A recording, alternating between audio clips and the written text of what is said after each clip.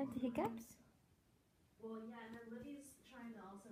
figure out how to quantify their content creation because Andy thinks that there's like there's immeasurable benefit of having them produce content and